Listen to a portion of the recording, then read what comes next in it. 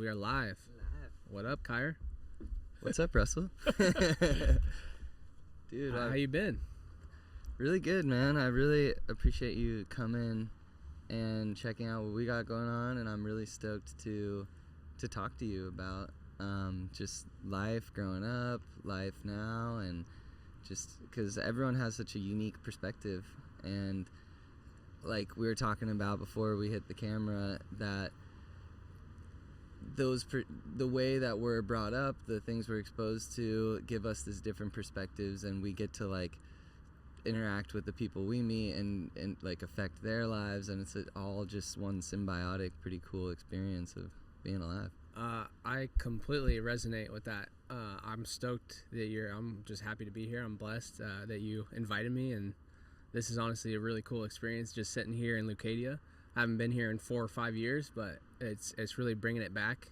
And like you said, like we were talking about, hitting home on the community aspect of like life, and just I really have been diving deep into that myself, self-reflection of just it doesn't all need to be perfect, it doesn't all need to work, but that ebb and flow, you know, of life is just trying to figure out what it is, but also being okay that you didn't figure it out.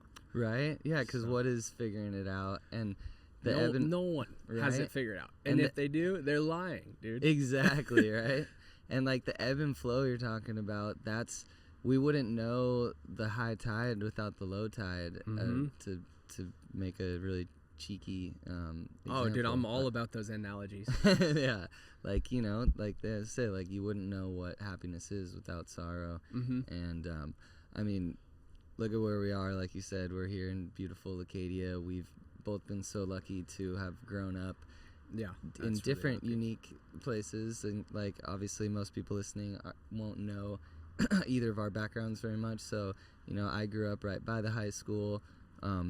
Super fun life, very, very blessed. You know, like our road was a dirt road when I was a kid, and it was pretty rural. Even though I'm 33, it's like things have changed so fast. But you grew up more out on an even more rural kind of piece of property, right? Yeah. And like, so like, tell me, because like I don't know much about your upbringing. I know that your family started the nursery because obviously it's your last name, and Leucadia to 1954 on the sign, so I'm guessing they opened it then. It's pretty epic. It's pretty epic that we had that spot. I don't know if you know by Ponto, the Anderson Seed Co. That's where he started. Anderson Seed Co. So that's what it was called originally? That's what it was called. And he didn't really care for the name. It was just he was doing business. He was just the middleman for seeds. So oh, no way. Yeah. That's your grandpa? No, that's what my dad took on after. My grandpa and grandma were both medical, and my grandpa actually delivered 3 generations worth of babies in Patterson. And so I don't know if you know Patterson up north, but yeah, he was a huge doctor up north for Patterson people. So he delivered like literally so many babies. It's crazy. Holy crap. For some reason, someone else in the family was into agriculture, and that's where my dad took it from. And, so it was your dad who started the Seed Co.? I believe so, yeah. In 1954? Well, it was Horace was who owned it, and he's his cousin. So I don't know how you call it, great cousin, great uncle or something. Yeah, something like that. And his middle name was Usher, and that's where I got the middle name Usher. Russell Usher Anderson. Yes, sir. So that was kind of cool. Really cool. Being like Horace, I really like that name. Yeah, like the Eye of Horus, like Egyptian. Yeah, I don't know. It's just it's an interesting Horus name. Silver. Yeah, it's very unique, and everyone named Horus is like pretty legendary. I have not met a single Horus, other than only the history books. Yeah, exactly. So we got to bring those back. You actually, I wanted to mention, you have one of the cooler names on the West Coast. Oh, thanks, man. I haven't met anyone else named that, but yeah, that's thanks to my mom, and her second cousin was named that, or her second cousin's kid or something. So yeah, man, that's a really cool name. Thanks, man. Yeah. And you fit it too. I don't know how that even describes so it. I had a class at Miracosta that was about, I don't even remember what it was about, but I think it was like a social problems class. Yeah, social problems. Most depressing class ever. Don't ever take that class unless you want to just get really depressed. Okay. But social problems. So we watched a documentary about things that, how like what you're named actually does affect how you like your personality turns out. If I was named Mike or Bill, I would be such a different dude. Like, for sure. Like I took on the fact that Russell wasn't as common, and then also the fact that like a lot of African Americans have that name, like last name, so I resonate with a lot of like them as well. Like I don't know, that culture, that community, I resonate with because they also have the name Russell in their history books and whatever. Wow, that's I don't crazy. know. I don't know. It's super dumb, but no, that's really cool. Yeah, I always resonated with that culture because it's just everything comes from somewhere. I love looking back. Dude, yeah, you know? yeah. It really came from my name. But back to sorry, we're kind of going. Yeah, no, that's what, dude. That's what's up. Back to the Anderson Seed Co. So yeah, that spot. I was literally at 7 years old rollerblading down to Ponto from my house.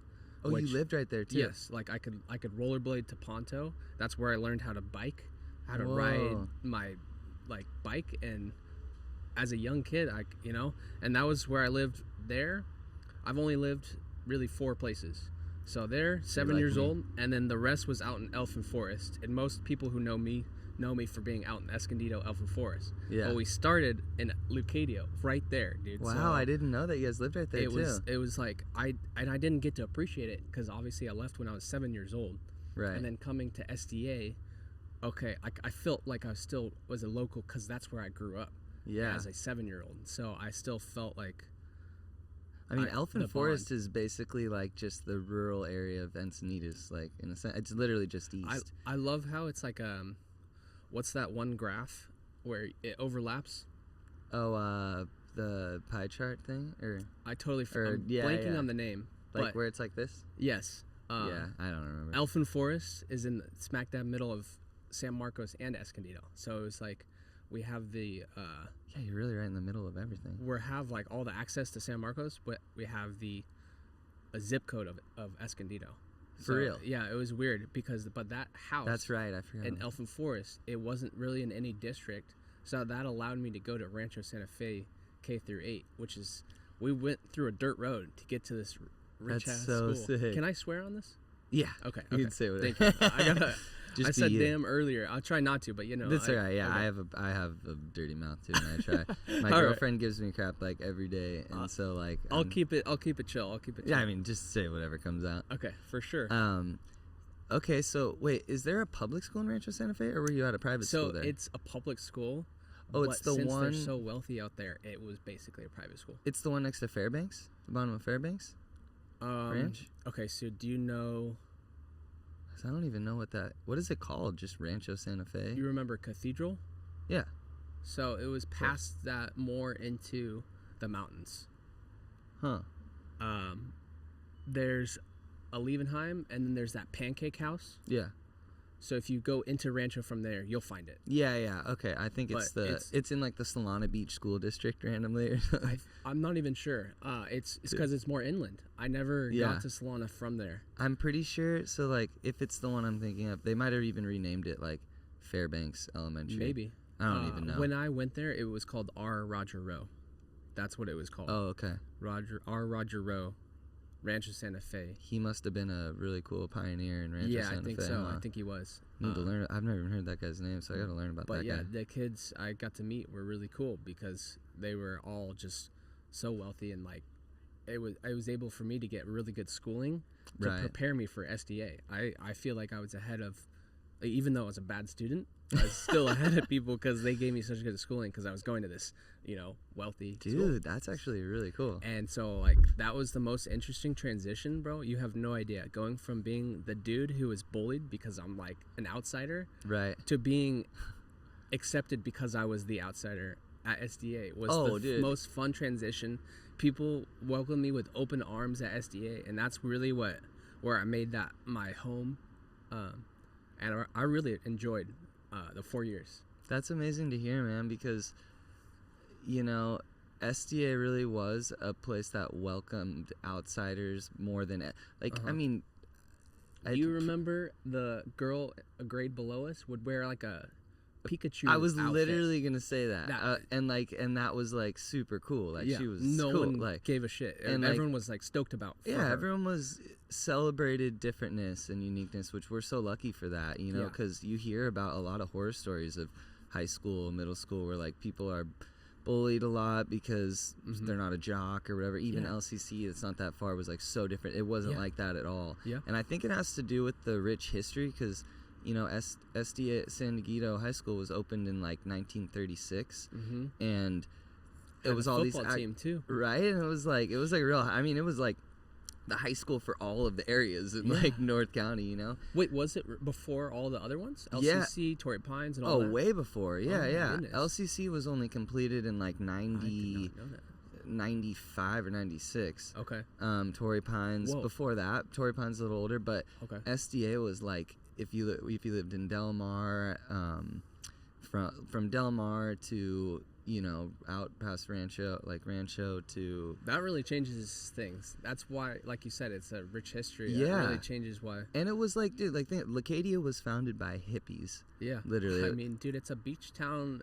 And no matter how much you gentrify it, or you're going to find a homeless dude hanging out, talking to the kids. And like a respectful one, Like, that's the cool thing about the homeless people in, like, Cardiff, Leucadia, they're taken care Encinitas. of. And they know, because people protect them and give them food, and the businesses help them out. It's and not like an ugly environment. So that's really what changed it for me, was seeing the same thing elsewhere. It's just not the same. You don't even want to look or talk to them. Or even when you go to New York, bro, I would be saying hi to everyone, but I feel like I would get punched in the face 2 minutes into New York. Right. Because it's the West Coast, East Coast is so different. Oh, way different, yeah. And yeah, I think I always say like top down, and it's like the people that founded this place. It's the, all the farmers, the agriculture. It's the, like at SDA, you got Mr. Wright, Jeremy Wright, who's like, the most artistic and amazing dude. And his dad, I've actually interviewed before. I used to clean their pool. His name's Ed Wright. He started Sunset Surfboards. Yeah. That was like the most iconic, legendary thing. Love that place. So like, he like Ed, people like Mr. Wright, people like Mr. Radikowski, like all these art teachers, and then not just the art teachers, but like Glasgow? Glasgow. And then you got like Mr. Norris, Oli, who like a lot of these people went to SDA when they were kids. Yeah, and that's true. A lot of teachers, even Russell Pompeo, teaches there now. Who? Remember, Russell Pompeo? Pompeo, his dad started Moonlight Music. They own Moonlight Music. Oh, dude, I definitely have met him. The Pompeos there, they met like Nico and there. Danielle. So he's a teacher there now. Oh my gosh. Him, who else? Like, there really is a lot of like... Do you remember Mr. Chaker? Oh, of course, yeah, yes. Mr. Chaker, like, he's still there. His homeroom was so fun, bro. That's had who's such you a good in? time, yeah. Oh, that's sick. Who else was in that? Well, it was, my crew, Spencer Creighton, David Uter, and Logan McGinley. I don't think he was in the homeroom, but I think a couple others, and we were just... was a cool thing, that were like... And I don't think that's common in other high schools. Yeah, I would imagine, because it was interesting, like, people had their crews, like you're saying, like I was in the surf team homeroom. Okay. And like everyone there was just in the surf team and into surfing and had like surf P, and it was after. So was it true you got to first period go surfing basically? Yeah, dude. So like That's we just the most insane thing I've ever heard of. Yeah, it was crazy. We just went to Cardiff School, or not Cardiff School. We went to Cardiff Beach, Cardiff Reef, surfed, and then homeroom was right after that. So a lot of dudes would just like not show up, obviously. But that's crazy. What a lifestyle, man. High school was a different time, man. That was a great lifestyle to have and just be a part of. Like, it didn't matter who you were, too. Like going back to like how everyone welcomed.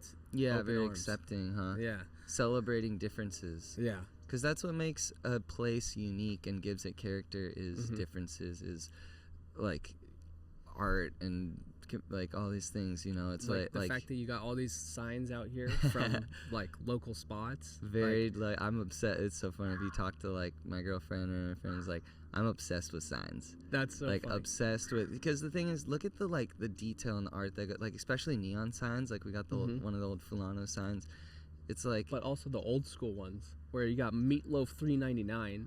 That's the most coveted sign, bro. You wouldn't even imagine. So we have the other one in our studio hanging up. Okay. And of all the things from Kino's, even the huge wood sign, no one even really remembers the breakfast, lunch, dinner sign. I remember that guy. Some you guy. Like you do. Oh yeah, that's from Best of One in Cardiff. Okay, yeah. But like people remember the meatloaf and spaghetti sign because spaghetti was still $2.99 the day they closed down in 2024 or whatever. It was still $2.99. It was still $2.99, dude. So like that's some Costco stuff, like right there. You know, Oh, like how yeah. that hot dog's still 150. How it's still 150. Yeah, I love bro. that. Like they just like, if you just keep a thing good and like don't get greedy, you know, you'll just stay humble and stay in business. And I wish a lot more other people. It sucks that this is a rare, you know, mindset to have, that spaghetti $2.99, because it's good.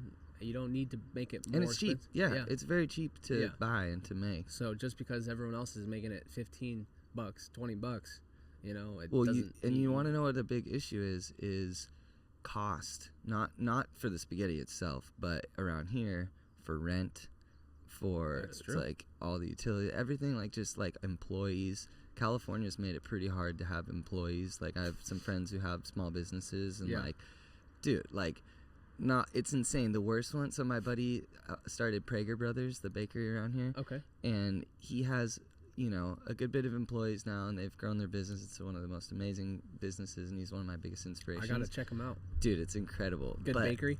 Oh my gosh, like literally everyone from Europe who lives around here goes there because they actually make bread how you're supposed to and how they used to. No they have their own mill. And they use where it goes bad the day after. Like, well, and like, or it just doesn't go bad at all ever. Oh, it's really? All I mean, dude, so much. That's a whole nother conversation of how bad bread. We'll have to talk about that later because it's like. It's we have insane. so much to talk about that we're jumping all over the place. I know. It's good. We'll all it in. Good. But like, so with the bakery, it's insane, dude. Like people can, employees can hire. There's these lawyers that are super slimy that if you basically, get let go or if you like something, you can like make a big deal and try to get fired and all this stuff. What they'll do, and then they'll, instead of like. They'll sue you basically, and instead of, even though the business owner would win, you have to basically, like, it costs more to go to court and actually do the thing than to just settle. So they have this magic number of $5,000, and so like all these people have done it. Like it's such a scam, it's crazy. So like people will, the employee is scamming the employer. Yeah, exactly. Whoa. Basically, if you get fired or anything, as you're like not doing your job or whatever, you can get $5,000 because it's like they're gonna settle out of court because it makes more sense to settle than to actually go to court. Wow. It's super weird, and that's just one thing with California business. Hey Mika. Morning. Shout out Mika, Wild Wawa. Let's go. Really great neighbor, really great person, an awesome business. But yeah, so it's like California's a weird place to do business. Things have changed a lot. A lot of businesses have moved out. Mm-hmm. It's like, but like, you know, for here, rent's expensive, man. I mean, we're very blessed to be here, but for the most part, there's a place down the street that right next to Buena Forchetta. I don't know if you've seen that Italian spot right by my house. Like right next door, like RPG bought it and they redid it. It's two little buildings. They charge $20,000 a month. Oh my god. $20,000, and it's like a little co-working space. It's like, how are they? A little cubicle. Dude, I don't even understand. I mean, there's no one ever in there. I don't know what kind of weird money laundering stuff. Something weird. Yeah. It's not, but like that sort of stuff is just prevalent around here now, and it's we were talking about that earlier, the gentrification.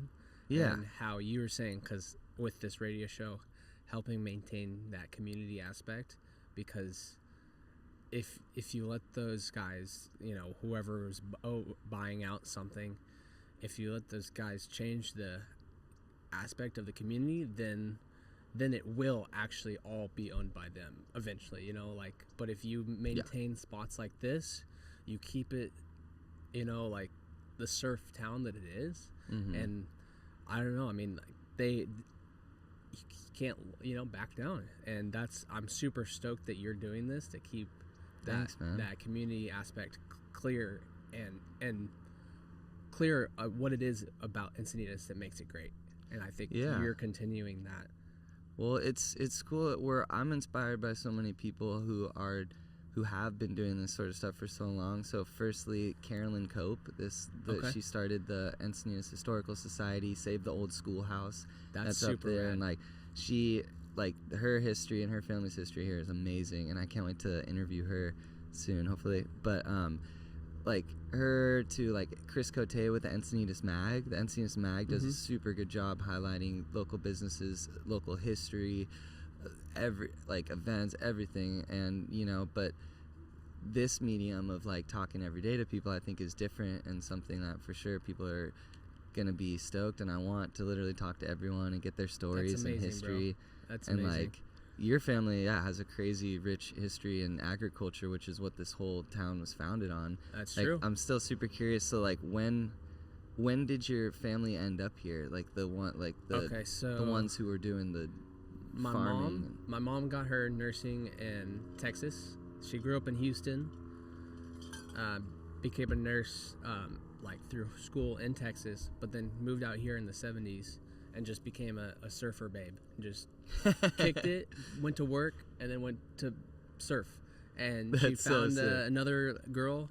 Her name is Marty Timpson. She's really cool, and they were coworkers, and they did 40 years of ER and scripts in Encinitas. Really? Yeah, 40 years, man. So she's your mom was an ER nurse. She crushed it too. My aunt's a nurse at Scripps La Jolla. That's amazing, bro. I think the healthcare out here is insanely different, even from up in Temecula. Oh, dude, yeah. That they take care of people, they care.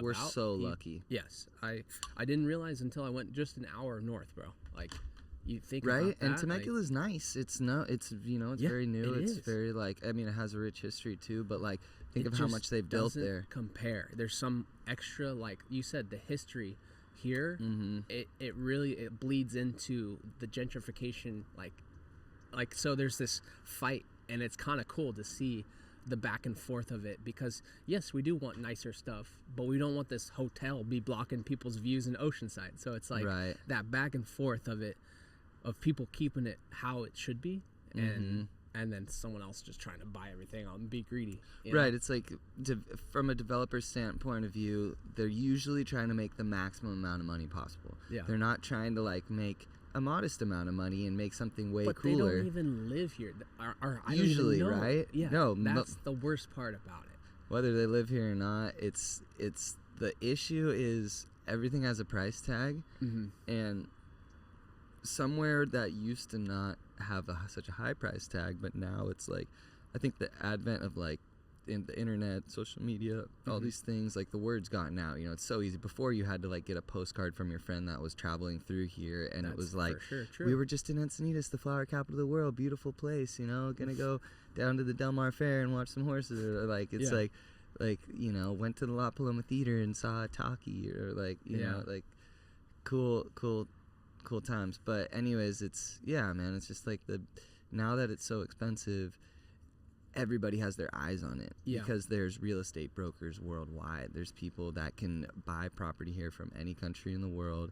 There's private equity now that's literally buying up anything anyways. And it's like, dude, the weather and then you here. got influencers who are like, oh my God, I went to this place, like, and it just, like, I mean, I'm back and forth with the power of social media, because right now my sandwich shop up there in Temecula is doing amazing because of social media.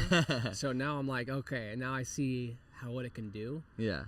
But that was just the effort that was put into those TikToks or social media. Like, you see the effort that we put in. Right. And I think that's why we got so popular. So I think the avenues that which you use them, it's up to everyone. Anyone can be greedy or not, but it's up to everyone to make a choice on how you go about it and how you do it. And if you do it right, and like you said, if you have the community in mind, people are going to flock. Dude, like you said, with any business, I'm going to cover this. Yeah, of course. But yeah, dude, it's so true. It's like, no, you're good. Kyre is currently putting up an umbrella for his computer. Gotta make sure it doesn't overheat. The ancient Mac strategies. We're thankful the sun came out. We're very thankful. I really wanted to talk to you about your sandwich shop. So are you I definitely was gonna, whether you wanted to or not, I wanted to dive into that. So I don't know. I mean, definitely want to also go back to talking about just your family's history with. Let's finish that. Yeah.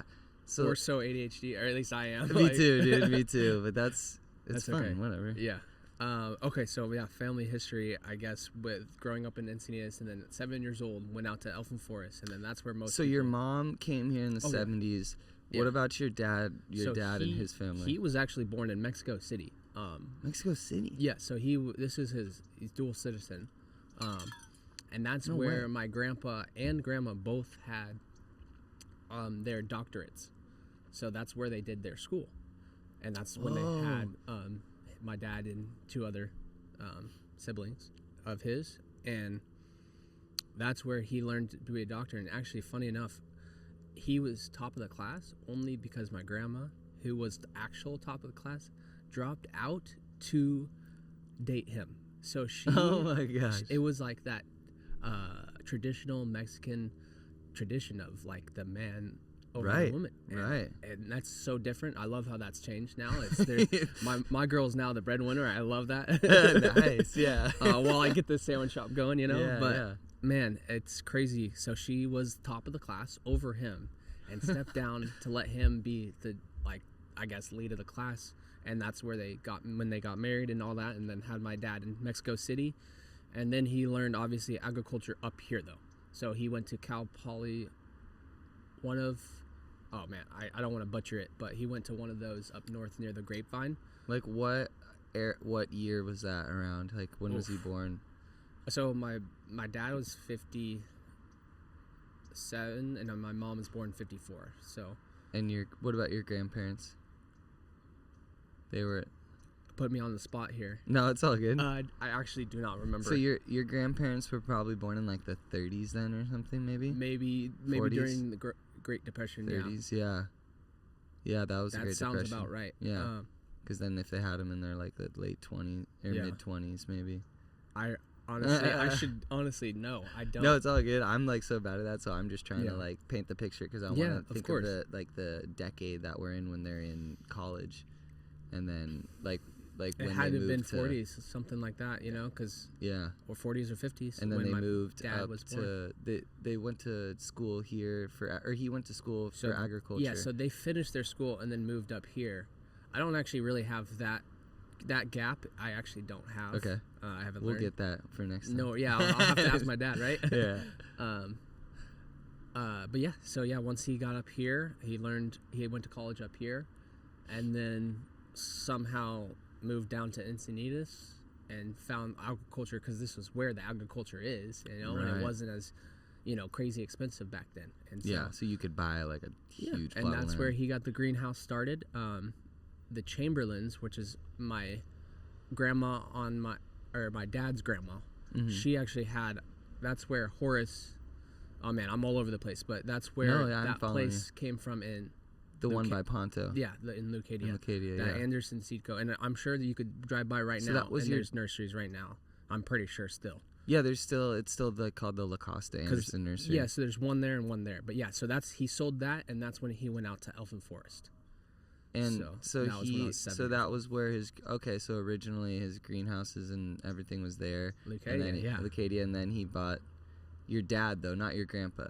Yes, my dad. But your dad's... My grandpa helped him though with financing it. Wow. Okay. Yeah, and so yeah, it was. But your grandpa studied agriculture. My dad's side mostly. My mom's side doesn't. I don't really know too much. Yeah, and they're it kind of just fades away in the family tree. But my dad's side was definitely very more involved with the Anderson Seed Co. and whatnot.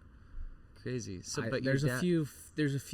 I'm realizing now how many gaps I have in this story. Right. I'm Dude, I'm the same with my family history. I'm trying to learn more before he forgets himself. Right. Like that's another thing is being out in Temecula is now.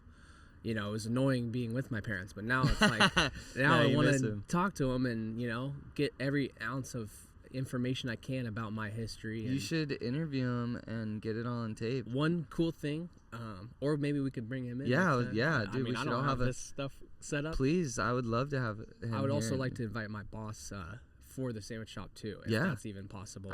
Dude, we could have. He's a great. We could have 10 people over. Oh my god, dude! Let's get David Uter. Let's get a whole drum circle, bro. Yeah, we'll set amazing. It up. Live audience we'll invite. A whole high school reunion would be amazing, dude. Bro. I know, because we missed ours during the pandemic. I don't know if anyone made it. I hit up Cody Morgan for it. He said I think he did. Someone did one? Someone did one, and it was at the Owl spot across the street.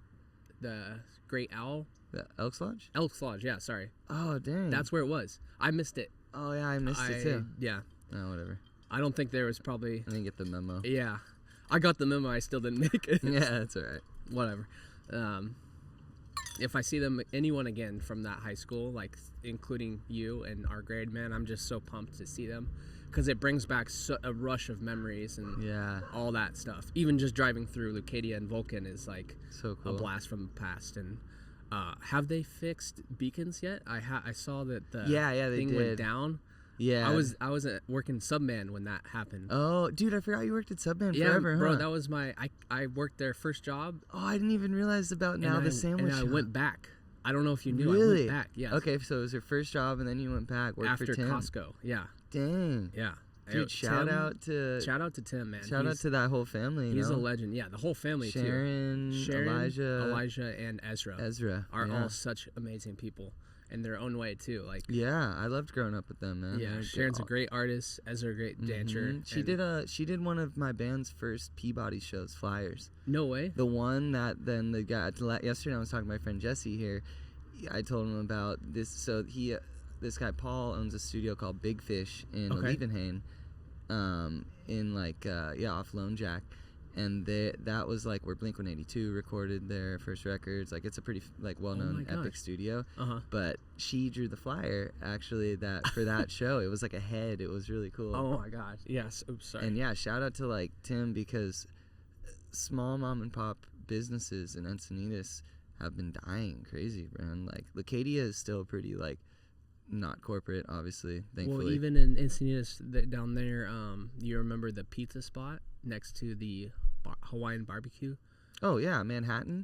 Yeah, that was crazy. It's the best. So that was the first when I realized, dang, stuff is changing and things are getting real. Oh, and that was my first realization of, dang, this is real. And it's sad. You know what happened was, because what happens is there's all these old dudes and women that were property owners, and then when they die, their kids usually have to sell the building because of either that's what happened. So it was really sad. I heard that, I think that was the Lund family. Okay. You know so many of the families here. That's crazy, man. I mean, I try to find out history, man. It's really interesting. That's amazing. Me. I appreciate you doing that. Of course, for everyone here, honestly. And I'm stoked to share it and continue to learn, because a lot to learn. Yeah. But so when that guy passed away, I heard his kids, instead of selling, because they owned a lot of homes too, and stuff where people have lived for a long time and were living for cheap, because what happens, this is what I found out when my landlord at the Shamrock, his mom passed away. If your family owns over $250 million of assets, investment assets, sounds like a lot of money. Or 25 million, not 250 million. Okay. 25 million. Still way too much. So if you own, then you have to pay what's called the death tax to the U.S. government. So, when a lot of these old timers bought this stuff back in the day, it was inexpensive, like we're talking about, right. But they just held on, and it was their business was renting these places they owned. But basically, you have to pay. Right now, it's 40%. It's historically, it's been up all the way up to 80. Oh my goodness. So that's why my landlord had to sell the Shamrock. Yeah. And why? Because he wanted to not have to sell these individual homes. Yeah. Because now the value's so high. So if you own, over X amount of house, and that stuff snowballs. It's like if you own 10 houses, if you're good at business, you can turn that into more. And then as long as you're a good landlord and doing good things, your tenants stay long term. Yada yada, and that's what's actually I think been able to maintain a lot of the residential aspect of Leucadia and Encinitas, Cardiff, whatever, is a lot of these landlords that own a lot of stuff and rent to people don't raise the rent on them, but then when they die, because they're way older, even though their kids are in their 60s, whatever, 50s, they have to make a choice and they have to sell some stuff just to pay the freaking taxes. Oh my gosh. And so that's what happened to that building. Is that guy, they're forced into this. Yeah, almost. Dude. And that building, it's so funny. My landlord I'm talking about, he has a crazy story, because I guess that building where the pizza place was, Manhattan and Kaylani's, used to be the sheriff's station back in the day. What? And when he was a kid, because he grew up in Leucadia, they had a little jail cell in there, and he said he got in trouble one day, and they threw him in there. Yeah, he was a kid. Wow. And But That's yeah, so that building interesting. is really cool. Okay. And now it's like a fancy restaurant and the whole right. thing. And I don't dare even look at it. You know. it seems a little out of my price range. Let's bring back Manhattan.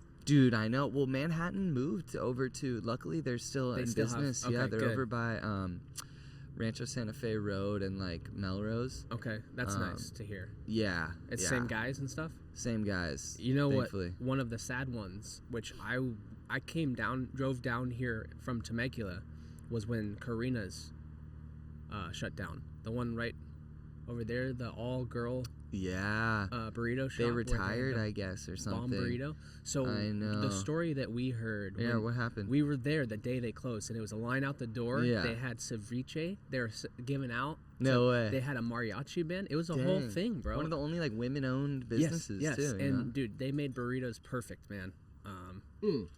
Best burritos ever, bro. Dude, I'm honestly, I'm not down here to do this radio. I'm more down here as an excuse to get a burrito. Well, you're in the right spot. Heck yeah.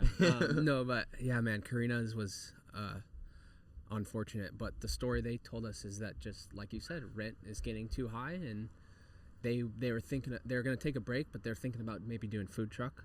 So now is about the time they'll pop back up if they do. Oh, I hope they do, and man. I really do. Because they have a following. They definitely have just like a cult following. I mean, I'm thinking, I'm not 100% on this.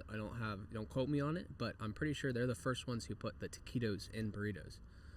First ones ever? Yeah. Oh, of course, dude. The bomb burrito? Yeah, of course. Taquito, and like I would get that at other places and put the taquitos in sometimes if you're not. No way. Because Karina's wasn't always open. You know, it was like a small operation. And so the like, Mondays, it was a random day that they were always closed. They're always and you closed, always go and on then the day that they're closed. Right, dude. That always happens to me. You know Lola's in Carlsbad? No, I don't. Dude, Lola's, first of all, has amazing history too. It's one of the oldest places in what does Carlsbad. It do, like a cafe or? It's a Mexican spot, but it's called like Lola's 7-Up. I've never been. Because like back in the day, like dude, it's like over 100 years old or something. No I can't way. remember. Like it's like the oldest thing in Carlsbad. Oh my gosh. And they have it's in really Carlsbad, good that's why. I never really. Yeah, it's like the barrio of Carlsbad. It'd be there. like the you know, back like they call that area the barrio spot. literally. But yeah, it's like it's the local spot, bro. It's like the best freaking food in Carlsbad. Okay. And they're closed on. They're closed when? On like a random They're day? Closed on Mondays too. Oh yeah. And you just don't think about it until you're there. Yeah, but Karina's, man, rest in peace. Now Jorge's moved there randomly. No way. I love Jorge. Yeah, so Jorge. So at least it got replaced by Jorge's because I was worried too. Because I think still have the 3 now. Then that would be the 3rd. Dude, so it's so funny. Like, I don't know if you know the history of Jorge's or Jorge originally, but that's probably where I'm gonna get my burrito. Dude, and so Jorge originally had La Special. They had La Special to get him an Angel. Norte one or just like, so it wasn't Norte right here, but it was he told me, I don't know if this is exactly true. He told me a while ago, because I grew up going to Jorge's always right there by the house, and he told me that where Juanita's is now was their original spot. Okay. La Special. He said they called it that because there was like not really a lot of Mexican food around here, so they're like, it was special. Okay. And then they split off, and he started Jorge's on El Camino Real, and Angel started La Special Norte. Wow. Okay. And because it's like north of here. So it's both. It's both like same guys. Well, that's why they have the same soup. They have the same chicken tortilla soup, and that was a legendary soup. Like, exactly. They still do it, right? Yeah. Okay. Yeah. And one big difference for me on their burritos, the California, is potatoes, not fries. That difference was game changer. And I've never had a burrito that does that, where it's like and you don't have to ask. Great, like breakfast potatoes. Yeah, breakfast potato. Yeah, I mean, maybe I have, but it wasn't as good as Jorge's. Jorge's is so bomb, man. The fries just don't do it justice. Now that I've had it with the potatoes, yeah, exactly. Well, and it's cool. Like what happened was when he started the one on Santa Fe by my house, he gave the other location like to his employees. And they continued to run it. Oh my god! And then that's the one at Encinitas. That's the one at El Camino Real. Okay, the original one. But El then Camino is the original. Yeah. And then the one by Scripps Encinitas. Yeah. Is that was the second one. Second one. And then he basically allowed them to like open more, right? And so they have one in Oceanside too. Okay. off Oceanside That's Boulevard on the amazing. 101. Jorge's is such a good spot. Yeah, it is cool. It's cool to see. Like, at least they took over Karina's, you know. Yeah. Because I heard Out the of sushi all guy the was places, trying that's to. probably who I would choose to. Yeah. So, with us talking about how other big companies, just trying to just dive in and take everything from Encinitas, it's nice to hear on the other end, Jorge's took on Karina. You know, there's still both, like we said, both ebb and flow of keeping that culture. Yeah, one door closes, another one opens. So but that's a win right there. I don't know if you've been to any of these spots, probably not, but where the 7-Eleven center is right there, Leucadia and Vulcan. Yeah. Some new people bought that, which, you know, whatever, they kind of kicked out like the people that were in there by raising the rent. Right. AutoZone's still there, but there's a couple new restaurants there. There's this place, Crack Taco Shop. Okay. And I know it's the reason it's called that is because it's the kids from Seaside Market. Okay. Like the Cardiff Crack they're using. Yeah, Cardiff so they have the name and they're using Cardiff Crack because it's the smart. family. Like they're like the uncle of the owners of Seaside Market started these crack taco shops. Like there's some other ones. Okay. And then they're like, oh, let's let the kid. Like it was all a family thing. Like let's let our kids open some too. That's beautiful. So they have that, and it's really bomb. Their breakfast burritos are insane because they're using Cardiff Crack. They're using Cardiff Crack, and then they have really good ingredients. They have like just the freshest eggs. It's like it's a little more expensive than any other place, but it's like the most high quality. Bro. Because of inflation, it's expensive everywhere. Exactly. I'm now okay. Might as well get something that's going to be worth my money. Yeah, and it's going to be only $5 more. Yeah, and at this point, that's a worthy investment. It is because everywhere, like you go to McDonald's, it's still $40. Like, jeez, yeah.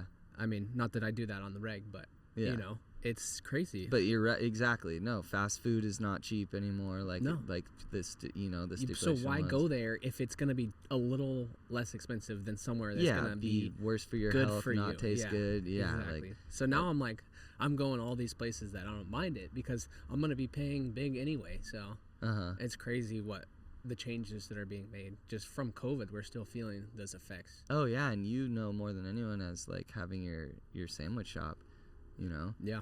And the face-to-face interaction is definitely come back since COVID, but still is a little wonky and weird. And you know, people are weird about the gloves and how you use them, and you know, you got to be on top of it because they're watching you. Because you're making every step, sandwiches right in front of them. You know, it's different when you order and it's in the back. Out of sight, out of mind. So you have to be on your A game with these shops, and you have to be personable. And they'll say they want olives, and then I don't want olives, and it's like you have to be on your A game with that. Yeah, you have to like. That's the fun challenge of that shop, honestly. How cool, dude! You're perfect to run a shop. Oh, bro. So Subman, are you like? Are you? No, go ahead. Or I was just gonna say, from the experience of Subman, I took that, and I'm helping out. The owner his name is Abdul Arakat. He's really cool. He calls it the Dutch Sandwich Shop. Okay. So is this the first location? This is his first location. He had a transportation business in San Francisco, where he grew up, and obviously COVID messed that up. He was actually one of the first 10 Ubers, like, to exist. Like, no way. And then he went and did his own thing to like do transportation because he learned it real quick and did his own thing so he could control. What a story! And he had it. I'm just getting the tip of the iceberg of this gentleman. Wow. But he's a really cool guy and came from San Francisco, so he's NorCal, like that hard NorCal, but he's also so genuine, so nice, so giving. Wow. And I'm like, dude, you're giving 10% to every damn person. Like, what are you doing? But he's just like, they'll come back, and they do. Yeah. And he's just grown this business. So within the year, right before that year was up, a week before, he got 18th out of 100 in the country on sandwich shops. And that's within his first year. Wow. And that's through Yelp. So it wasn't like a Michelin star or anything, but just from Yelp. But still, from the business and from the reviews and all the business thrives on Yelp now, that kind of business. Like I said, the social media, we got those. And some lady did a post for us on the 24th of December. And the 26th, we haven't had a slow day since. The 26th of December. For real. And that was just from one post and people sharing, and just the whole Temecula is all just coming together and trying this sandwich because the bread is not from around here. And so you can find this bread, but it's not as common. It's called Dutch Crunch. Have you heard of it? I have. So I don't know if you remember. No way. So this, when I asked you earlier, I'm like, oh, is it this guy? Because so there was a dude. I used to work at the Lofty when they first opened it, about right there. You know, I never knew about. Dude, that's crazy. How many places you name that I don't even know. Dude, so yeah, I was like a dishwasher at this Lofty place right by. Lofty sounds like a fun spot. Well, and it used to be Artist Colony. Shout out 101 Artist Colony. That corner, it's the corner like by Moonlight. Like Cali Cream is there now. It's like Handel's ice cream place. Yes. So that corner, iconic. Amazing times there at Artist Colony when I was a kid. But like there was a guy there who was awesome, just like a solo entrepreneur. He started, it was called The Sandwich Shop, I think. Okay. And he had the Dutch Crunch bread. It was the first time I ever seen it. Okay. And so he would bring sandwiches up to us to get like just like when he was opening or whatever. And then like he did pretty well, and he actually opened here in Leucadia for a while. It's called Lulu now. It's right here. It's do they still carry Dutch Crunch? So he doesn't even have his business anymore. Okay, but like he had to go. It's hard to do business in Encinitas, man. You have to. I think you just have to have a ton of money to start. Yeah, you have to have just overflow. Yeah. So you can't do like what this guy's doing and start like It's so much harder though. It's so much less opportunity. Especially because the supplies coming in are so much more expensive. Mm-hmm. Just the overall cost to get going is just absurd. It's crazy, bro. But like so I was obsessed with the Dutch Crunch bread because so like I know kind of what it is. That's crazy. It's like crispy on the top. Like so I don't know if that's rice cheese. Flour. Oh, that's what it is. No cheese. It's a vegan bread. It's rice flour on the top, but it's just on the top. Right, that's what makes it like crunch just on the top. Yes, and that's where it gets its sweetness. But it's not overpowering its sweetness. No, not at all. So it's like do you remember it cutting the roof of your mouth? I don't think so. Okay, so that's good Dutch Crunch. When the owner, he grew up eating this bread up in San Francisco. It always, kind of like sourdough, when you toast it too long, it cut the roof of his mouth. Yeah. But he loved it. You know, it's great bread. He moved down here. He found a baker who made it soft where it doesn't do that. And that's really what's taking off, and the way they're making the bread. Mm-hmm. And he literally had 10 other breads. And if you walk up the menu, everything's just crossed out. And even some stuff that's not crossed out, we have to tell them. So it's really from us talking to them, because behind us is a menu, whack-ass menu. You know, he's got to update it. And, yeah, it's crazy. Do you mind opening this for me? Yeah. I mean, it's not a whack-ass menu. But anyways, it's hard to read. And so us being personable with them and telling them how it goes and what we're about. And then we use boar's head meat and cheese. Thank you. Oh. That's good stuff. Yeah. So a lot of people from the East Coast know that that's a good meat. But I mean, again, not a lot of people know about Dutch Crunch and boar's head. Mm-hmm. So that's really what puts us over the rest, and just having a good time with the people who come into your shop, just being like grateful for that. And it's just, dude. It's just honestly it's so cool to see how people react to like the kindness that you give. That's so uncommon these days. Right. And in our shop, dude, you'd be surprised how many times people are like, hey, pay it forward, I'm gonna pay for the next person's sandwich. And we had like 4 in a row. No way. And it's just like, dude, it's the vibe that's created there. Yes. And they don't even know each other. And wow. It's so incredible. It's just from like, sorry, I cut you off. You said that's like a movie. It's like some scene out of a movie. Yeah, it really is, bro. And it's just amazing to see how they're receiving this guy from San Francisco who's just doing his thing and flying by the seat of his pants, but just crushing it in every corner. He's getting every single thing, other than like customers, single thing that he has to do with business side is just something along the way. But he's not letting that stop him. He's like, it doesn't matter to him. He's so hungry and driven, and it's just like you see it and you want to be a part of it. Wow. And it's honestly, it's given me, like, sandwiches aren't too big of a deal, but it's given me purpose in like life, bro. It's like that's crazy. It's not the sandwich. It's the, like we were talking about, the community and the rare that we don't see, the kindness. It's like the meaning behind it all, yes. Right? It's like, giving you meaning. These signs have no meaning, but what you've given them, and the history, like you said, the history puts that meaning. And it's like, Mm-hmm. I mean, dude, we're just little monkeys on this random earth in Right. space. Like, Rock floating in space.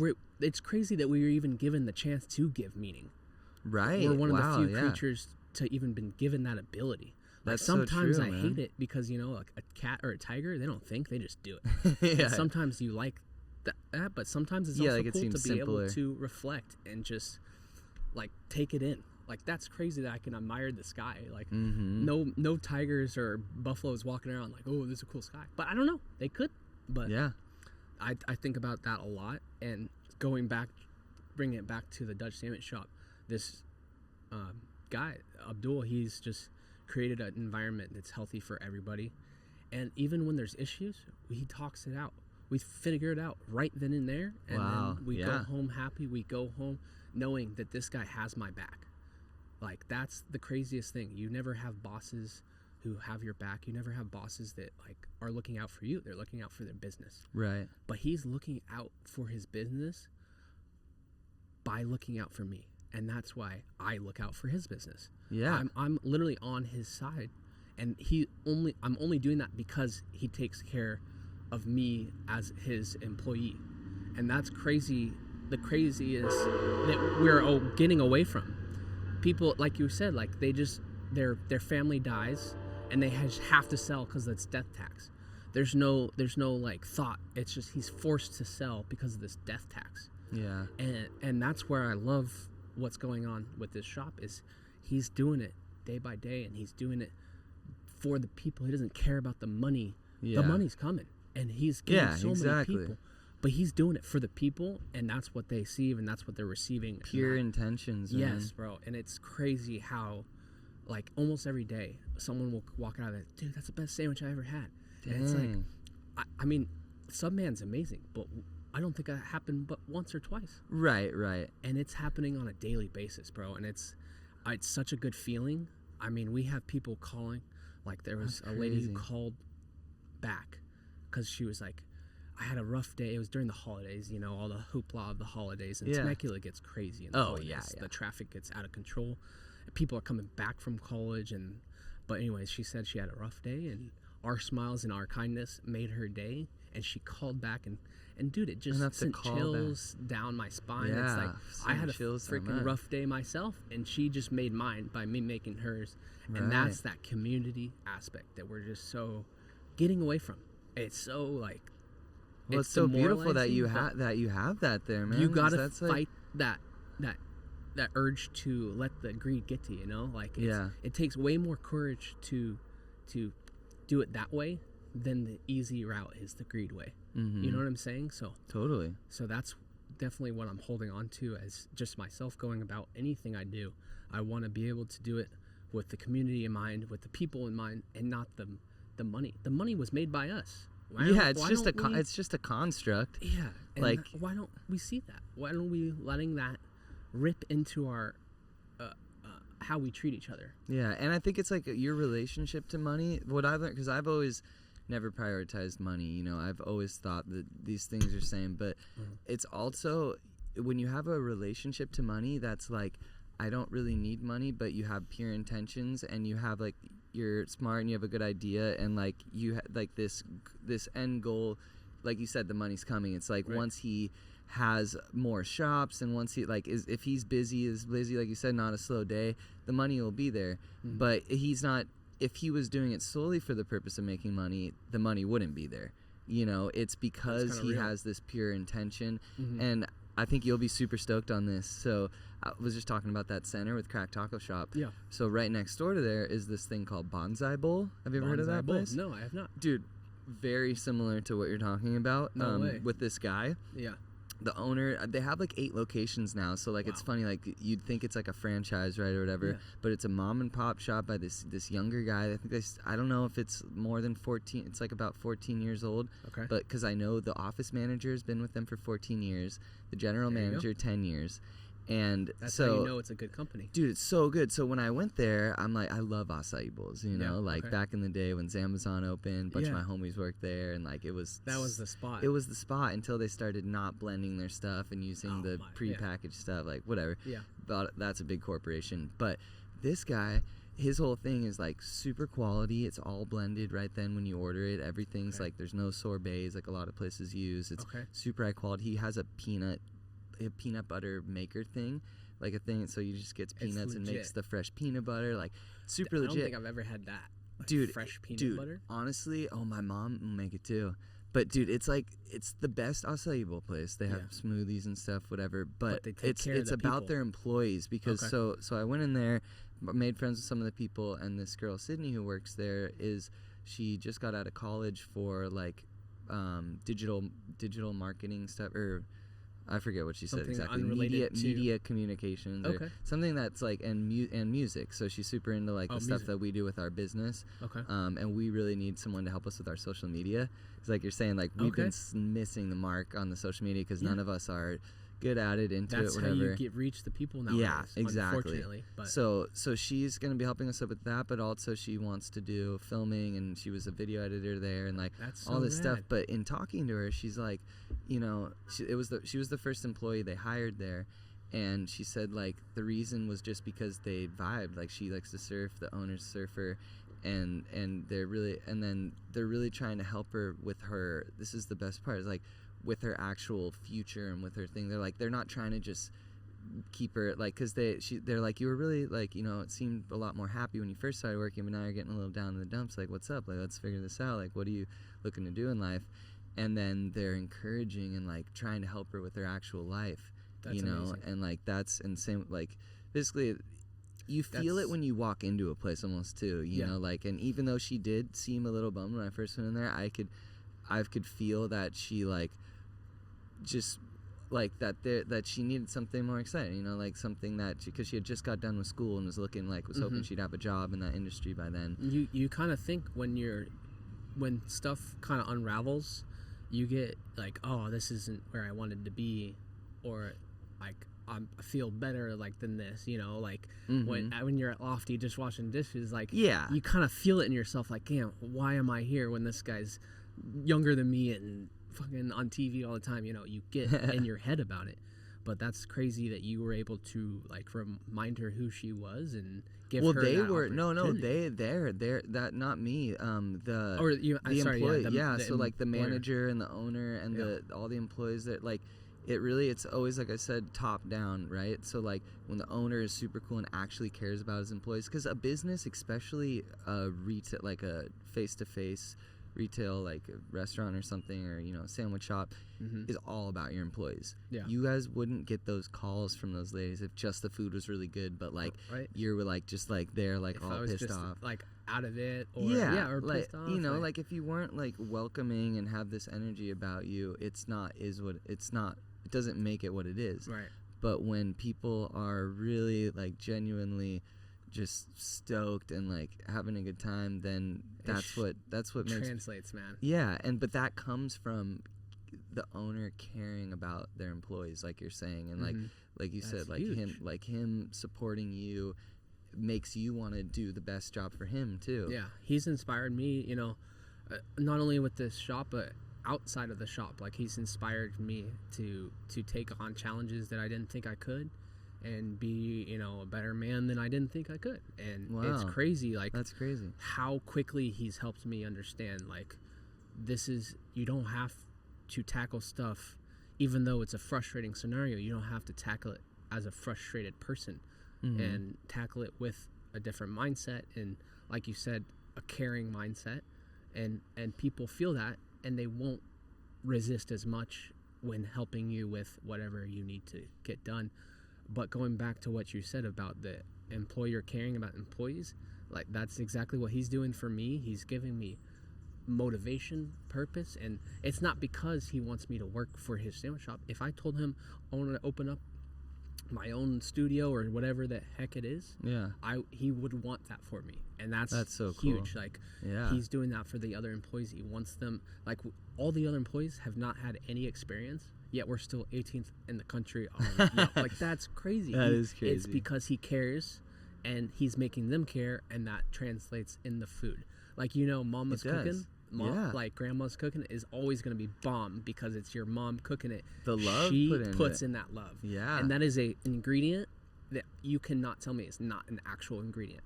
It's like more real than anything else, and it's actually proven scientifically now. Yes, like I 100% the resonate with that Japanese scientist that did the water test. Oh, bro, don't get me started. Yeah, when I learned about that, it's crazy, huh? Oh my gosh. And it's of course the same with food, or more so everything, because everything's water. Everything is, bro. I mean, we can dive into this if you want, but that study has changed my perspective on my whole life. Wow. So thinking, it's real proof. Yes, it's real. And so the way I learned about that was I started with the small study of the kids who did it with plants. Just one kid talking to plants. Or they're in different rooms. One doesn't matter which the kids, but they were metal and mean. They played metal music and and they were mean to the plant. And then the other side, they're playing reggae and super touchy and nice to the plant. And it grew differently. Mm-hmm. So then you go into that. It's because the water molecule's feeling whatever the heck it's feeling from some kid who has intentions of being mean. His intentions were to be mean, or his intentions were to be nice. And this plant literally grew to prove crazy, the intention. Huh? It's like alchemy. We're like alchemists. Dude, it's absolutely incredible. Thinking about it too, of wizards and spells, I'm like, dude, at this point, my words are actual spells, because for sure it's you're receiving it in your ear and your molecules are receiving it. If I was super like whatever vibe I wanted to give you, I could, and you would feel it. I mean, some people won't receive it, but like, okay, going back to, let me just, I love that. No, dude, I'm going a mile a minute right now. Me too, man. My mind is like, I love this topic right here alone. Is really something that I could study for forever. If I went into studying stuff, it would be marine biology, and so the studying of plants underwater is crazy to me. Yeah, so that's what I would aquaculture. Study. Yeah, so that goes into, again, like the water. Thinking about the the marine animals and mammals, they also receive that the same way, but they're in the water. So I could imagine trippy, like how, sharks used like the electromagnetism of like of just us hitting the water, the vibrations of that. But like, if I'm curious if I was like trying to be nice with the taps, or like how, or mean with my like intentions, I wonder if the animal could sense that, like how they sense fear. If I was like, probably, man, I'm so all over the place right now. But okay, diving back to the plants. Like, not even. This is super fun conversation. I love this type of stuff, talking about it, bro. I could talk for hours. Good. And I appreciate you inviting me to do so. Like, this of course, is literally man. so chill. No, thank you for being here. Being in this, and like these are the plants I grew up on, dude. I don't see them out in Temecula. Yeah, it's hot out there. Yeah. But okay, so back into the water study. That's when I learned of the water study after the plants. So you go from the plants with the water molecules in it, then you go to the actual water who is just receiving it, just the ice crystals. Is that what you're talking about? Yeah. When you look at it under a microscope, they're either super beautiful or all like, yeah. And then you go into us, which are 70% water. Well, that's what we are. And so that goes into, like you said earlier, your name, how you feel with your name. Like that's a whole thing. So our chemical imbalance, if we've had too much to drink or too much caffeine, we're going to be a little more easily agitated, because the water is not like, it's being chemically imbalanced. And it's like, it's just so insane how a lot of us don't think about what we're doing on a daily basis really does affect our chemical imbalances. And how you speak to someone is going to affect them no matter how they receive it in your eyes. So you may not see the effect you had, but they may go back to their house and feel a certain way, and you just don't know. So that going forward, it's all a snowball effect too, yes, man. sir. Like, that's so true. Really is. And so that's why I changed my perspective. I'm like, if I don't care if they're gonna be mean to me, I'm gonna make that decision to not be mean back. Because You're like, it's so easy. It's so easy to just back to someone who just did it, be mean to you.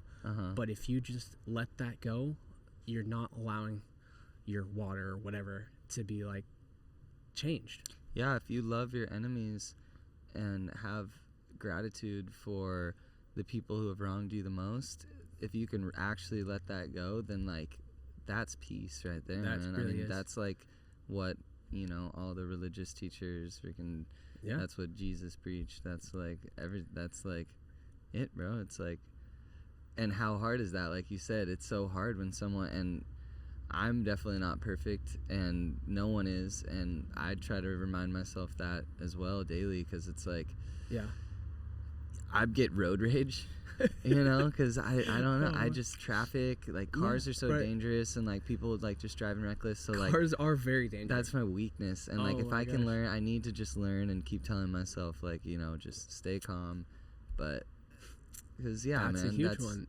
It's like, you don't know what they're going through, and they're probably driving like this maybe one day of the year. Right? You never know what anyone's really going through that day. Never know. That's a crazy thing to talk about. When I was studying communication in Maricosta, I was really into nonverbal communication. That's what I really was studying on the side while I went to classes. Wow. Like, I didn't care about the communication, the base theories. Yeah. I cared about the nonverbal communication, which is, again, another thing that had to do with the water.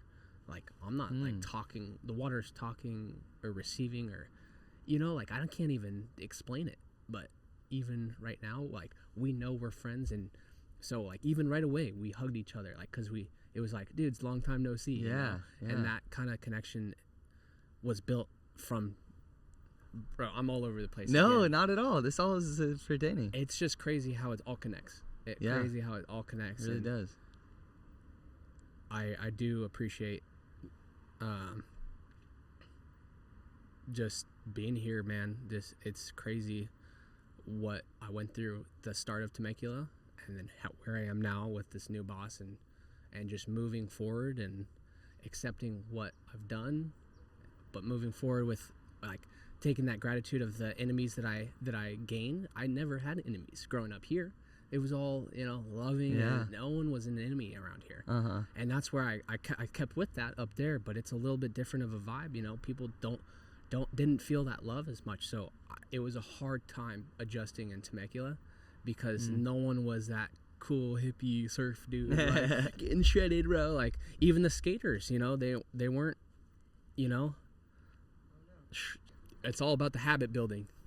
For when you have the real place. This is the real thing. This is when it's built up, bro. But yeah, I mean, I heard of the vision. It's all and everything's a growing experience. Like when we started our podcast at our other studio, our first one was so primitive and so technically bad. I had never even listened to a podcast. Like the other guys liked podcasting, and like I'm like, podcast? What do you mean? Like, and then now I'm super into them, and there's so, like, I'm learning a lot from listening to things, and I'm learning how to have conversations too, how to be better at that. So that's really cool. No, this is just also the beginning of what we're doing here. So it's like, it's the new step in your chapter. Yeah, but like, this is episode 2, but episode 20, and next time you come back, whenever that is, then we'll. This is episode 2. This is episode 2. Yesterday was the first one. Yeah. Yeah, that's amazing. I met with my friend Grayson a week before that, or a couple weeks, and we did one, but my mic didn't turn out. Oh, shoot! And so it was recording. So this is episode 2. All right. And so like, I'm glad to be a guinea pig for you. Yeah, not even guinea pig, just the or just this whatever. is what we're doing, man. Like you're in the beginning of what we're doing here, which I'm really excited about, because it's so really honored fun to be a part of this, man. And even talking into a mic, I've never been taught how to do that. Like, when I'm singing, I'm yelling at karaoke, right? But you don't need to. You just need to sing. And it's like learning that and how to speak into a mic is something no one's ever going to teach you. Totally. So you got to just do it. Well, that's the coolest thing about podcasting now, is like, it's easily accessible. I mean, we have a sound company, so we're lucky to have a lot of gear, and we have the studio, but like anyone can just start recording on their iPhone or whatever. And it's like, it's the content of the conversation that people are interested in. It's not like the quality of the video or whatever. It's like or the pyrotechnics. It's like just really about the conversation. It's all coming back to the people in the community, man. Like, it's just, we keep honing in on that community aspect, and I can't get over it. Like, it's literally the most important thing that we are getting away from as a society as a whole. And that's why I'm just gonna keep repeating it, because whoever this reaches, like, I want them to want that community for themselves. Just the small little coworkers that they work with, or small little people they say hi to. One of the favorite parts of my day is saying hi to a stranger, because you have no idea how they're gonna act. I don't care if they don't say anything, and I just wave, and they don't.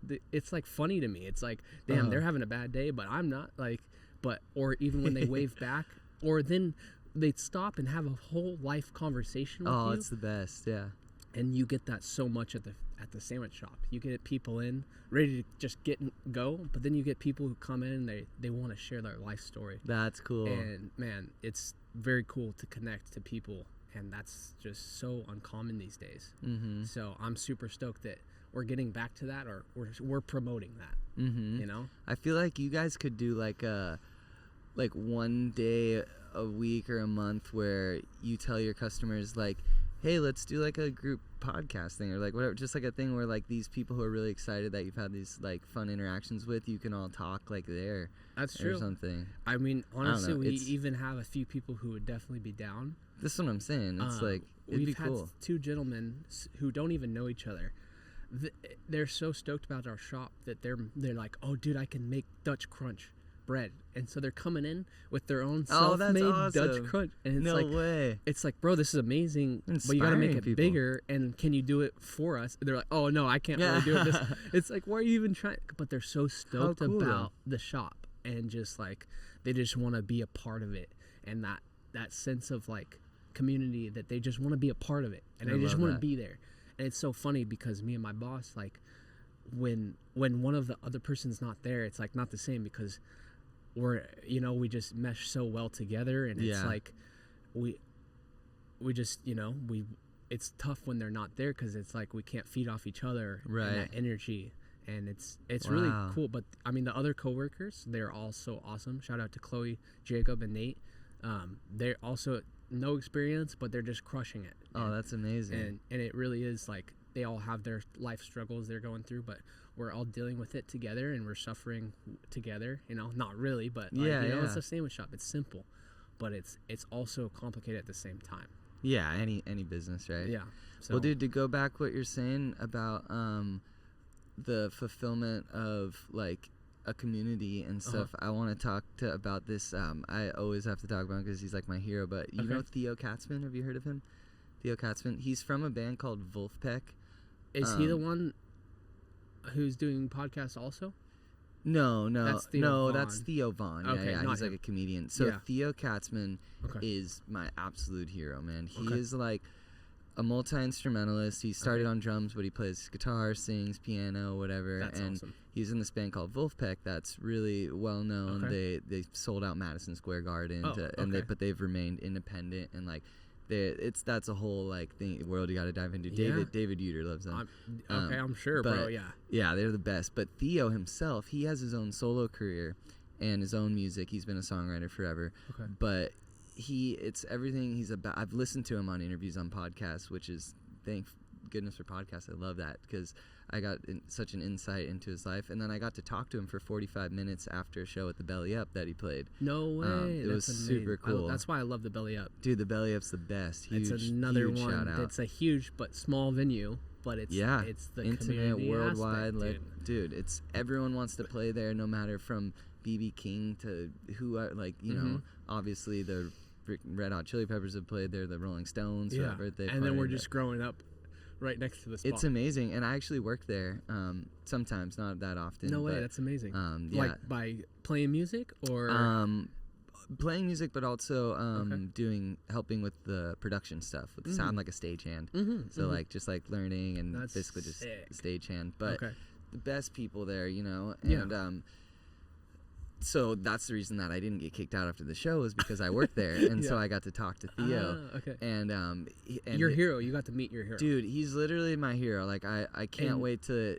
And sometimes you don't want to meet your heroes, but this guy was good. Oh no, this is the guy. Yeah. Okay, He's amazing. like, because I knew a lot about him through listening to his music, through listening to conversations he's had, and his whole thing is like community. His whole thing is recording analog, where like the band, like he has his own record label, and it's for his stuff, but then also stuff he produces for friends, and everything's recorded live at his place to tape, and it's all like everyone's in the same room, no headphones, there's bleed, so it's like no one really records like that nowadays. You know, it's a really old school thing. It's like how honestly really cool, all the old jazz records were recorded like that, just a couple mics, you know. I feel like it sounds better when it sounds older. Like, it does. Well, I don't know why the retroness. It's like almost it's authentic because you feel the authenticity. It doesn't sound like robots. It doesn't sound like technology. Yeah. It just sounds like, because with recording music and reproducing music, as in playing it back, listening it on something, you're just trying to recreate what's happening in real life. So all the best microphones, all the best stereo systems listened to, the whole goal is to just be listening to it live. So that's why live music is so exciting, and that's why the best recorded music sounds the live. Most the more live it's recorded. So Theo has a song that the lyrics are, I want to be from somewhere, I want to stand for something, but the price of my freedom won't buy me nothing. I want to be an old man, I want to be an old man. Okay, I'm forgetting the lyrics exactly, but it's I know all the lyrics to that song. That's but amazing. it's like I want to go to the cafe, you know, they but I don't even have to tell them my order. They know my order. Okay. You know, sometimes they give it to me for free. I'll just give the gist of the lyrics because I don't want to mess it up right now. But it's like, it's all about, you want to be from somewhere, stand for something. You want, like it's like about he's like, I'm the new kid on the block, but still when I'm getting the trash can, the old man who's lived here forever next door, it's like we talk, because he bought a place in in Michigan. That's like just a big property and big ranch, and that's where he's got his studio now and like all this stuff, because Wolfpack has done really well. They've made good money. So he doesn't care about money too. He he sold all his stuff and got a van and that's moved, amazing, like, bro. and that's how he found this property. And he's like, he's just the best dude. But that's it's amazing, true. man. It's like, what more meaning do you have than like having the pride of being from somewhere and having the pride of like knowing your community and being involved in it and like being able to like, you know, go to the sandwich shop down the street and like you feel like you're best friends with these people who work Straight there up. And you are, because it's like you're like, they're supplying you with an essential thing of food, like, and a vibe to get your day going with whatever you do in your life. You know, that's super important to like talk to someone. Like, it's crazy how many people are so sucked into work that they're not even talking to people, and then they get so sucked into it that they're in a hurry almost to go to bed, to start the next day, they're just getting through life. They're not really like living their life. And it's crazy. You have to take a second. It's so easy to get sucked into it, but you have to take a second, take a step back, and literally just let it all like come in as it is. Like, understanding where you are and where you want to be, you really have to stop and almost maybe take a step in the other direction or keep going with the direction. But like, it's crazy. Sometimes stepping away from something is when I come back to it, I'm the best that I've ever been, which is really interesting, because it's like, it's training is important, but like the more you do something, I'm getting better. But when I come back to something, like specifically for video games, is something that, for me, I can visibly see the difference in how I perform after I've been away for a while, and I'm like, damn, dude, I'm just crushing it, and it's just so easy. It's when it feels seamless. That's when I'm like, okay, I know I'm locked in. Because you download stuff into your kind of DNA, right? And then like, I feel like when you it's like taking a breath. It's like when you take a deep breath, you can get a really good like out breath, right? But like, so when you take a break from something, and it's like the classic saying, you never forget how to ride a bike, right? It's like you could take 10 years off riding a bike, and then you hop on a bike and you're just cruising. You know, and that's very true. And maybe now you're even better.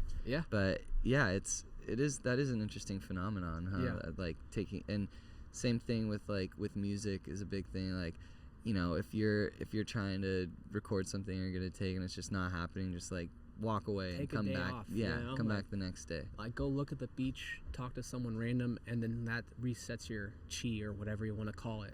Everyone has the same different words for the same thing, man. Energy, like you life force. mentioned, like religion too. It's like just the energy of life, man. Like, we feel that from everyone. When you're disingenuine, you feel that, even though, like, I mean, sometimes, even though some people can get away with it, you know, it's crazy. Like, just talking to someone there's so many possibilities and variables that can happen. And I don't even know why I'm being so vague. I don't even know where I'm going with this. But like, you don't have to. Don't worry. That's I'm just letting my mind go. And so That's sometimes what you should do. I mean, dude, I haven't been able to do this with anyone. So it's just like nice to just so happy flood my thoughts out. Yeah. Hey, I'm learning a lot. Just edit it, make me sound legit. Yeah, exactly. Take out every other word. Yeah. Oh man, but this is really cool. But I really wanted to come back to the water thing. Yeah. How like we said, community and all that, but how with the water and how we receive each other's like words are like spells and whatever. Like if we can find a way to make people who are in control up top, our government, our politics, if they can come top down like the bonsai bowl, like the Dutch sandwich shop, if we can do that from top down and care, like it's so confusing that you can feel they don't, you see they don't.